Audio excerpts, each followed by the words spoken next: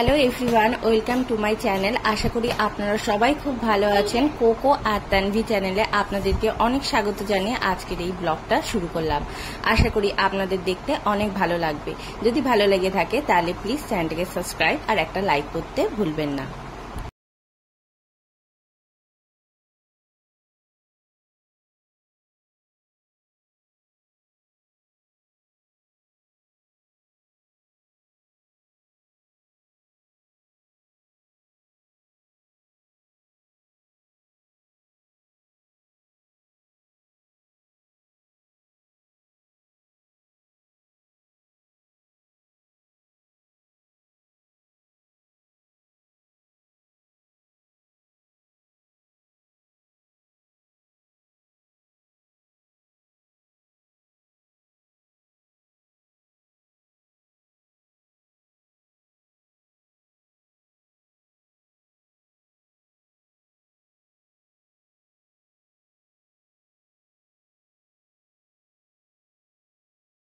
এখন থেকে অভ্যাসের জন্য ওকে মাঝে মধ্যে নিজে হাতে ব্রাশ করতে দিই, তারপরে খানিকক্ষণ পর আমি করিয়ে দিই।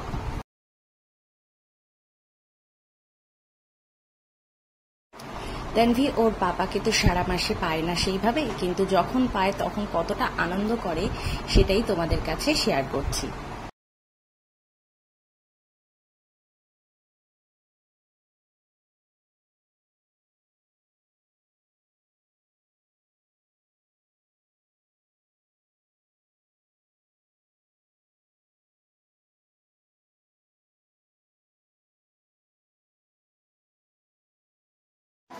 এখন রান্নাঘরে চলে এসেছি আর এসে ফ্রিজ থেকে মাংসটা বের করে নিচ্ছি, মাংসটা রেখে দেব। আর এখানে চায়ের জন্য গরম জল বসিয়ে দিয়েছি, আর কালকে কিছু ড্রাই ফ্রুটস ভিজিয়েছিলাম, সেগুলো তানভি আর আমি আর ওর পাপা মিলে খেয়ে নেব। আর এখানে দেখো চাটা করছে, আর হাজব্যান্ড বাড়িতে থাকলে ওই বেশিরভাগ রান্নাটা করে থাকে।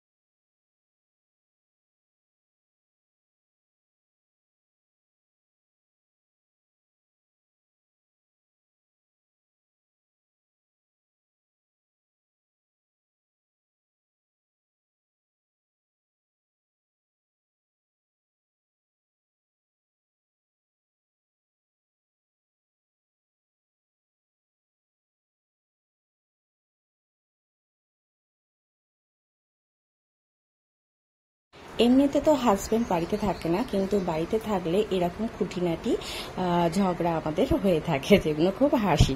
তো যাই হোক, এখন ওকে ফার্স্ট টাইম তানভিকে দেবো দই, টক দই, আর একটা তার সাথে কলা দিচ্ছি। আর দেখি যে টক দইটা ও পছন্দ করে কিনা। তো এটা খাওয়ার জন্য তো প্রথমে ভাবছিল আইসক্রিম, কিন্তু এখনকার বাচ্চারা এতটাই স্মার্ট হয়ে থাকে, ওদের কিন্তু আপনারা বোকা বানাতে পারবেন না। তো আমিও আমার মেয়েকে বোকা বানাতে পারিনি, যার জন্য ও এক ফোঁটাও গালে দেয়নি। আর এখানে দেখো টক দইটাকে, তার জন্যে কলাটাকে ম্যাশ করে তার সাথে জ্যাগরি পাউডার মিক্স করে ওকে খাইয়েছিলাম, যাতে টক দইয়ের স্বাদটা একটু চেঞ্জ হয়।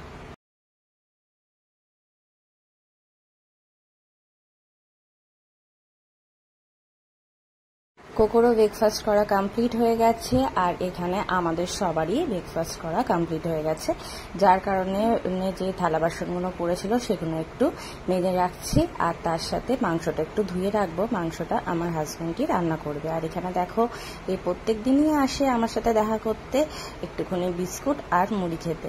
আর এখানে চলে এসেছি, এখন মেয়ের রান্নাটা বসিয়ে দিচ্ছি। এখানে একটুখানি ঘি নিয়েছিলাম, ঘিয়ের মধ্যে দিয়েই মাছটাকে ভেজে নেবো। গোটা জিরে ফোড়ন দিয়ে মাছের ঝোলটা আমি রান্না করছি। আর এখানে মাছের ঝোলটা আজকে শুধুমাত্র পালং শাক দিয়েই রান্নাটা করে থাকবো। পালং শাক খাওয়া কিন্তু বাচ্চাদের জন্য খুবই ভালো। আর যদি পটির সমস্যা থেকে থাকে, কনস্টিপেশনের সমস্যা থেকে থাকে, তাহলে কিন্তু বাচ্চাদের শাক দেওয়াটা অনেকটা বেশি দরকার। তানভি বাড়িতে থাকলে ওকে চেষ্টা করি 12:30 থেকে 1টার মধ্যে যাতে ওর লাঞ্চটা কমপ্লিট করে দিতে পারি। তো এখন রান্নাঘরে চলে এসেছি একটু নিম বেগুন করতে। আমি কিন্তু নিম বেগুন খেতে খুবই ভালোবাসি। হয়তো আমার মতন অনেকেই থাকবে যে খেতে ভালোবাসে, আবার অনেকে থাকবে যে একদমই তিতো পছন্দ করে না।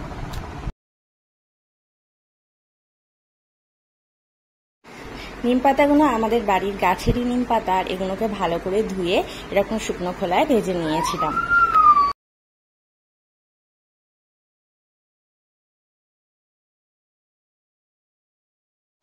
এরপর কড়াতে তেল দিয়ে বেগুনগুলো একটু ভেজে নিলাম। ভেজে নেওয়ার পর নিম পাতাগুলো দিয়ে দেবো। নিম বেগুনটা তৈরি করা হয়ে গেছে। আর নিম বেগুন কিন্তু আমি ভীষণই ভালোবাসি, এক থালা ভাতও খেয়ে নিতে পারি, এতটাই বেশি ভালোবাসি।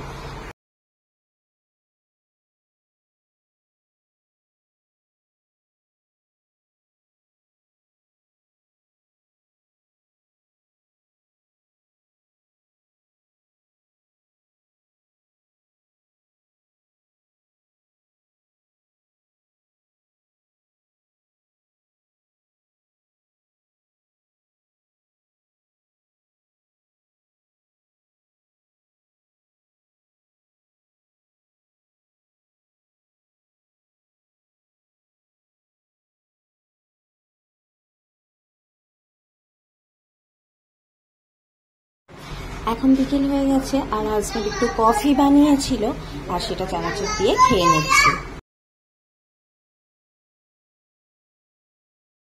আজকে তানভিকে রাত্রিবেলা দিয়েছিলাম চিকেন স্যুপ আর তার সাথে ভাত। আজকের মতন ভিডিওটা এখানেই এন্ড করছি। দেখা হচ্ছে নেক্সট একটা ভিডিওতে। সবাই ভালো থাকবেন।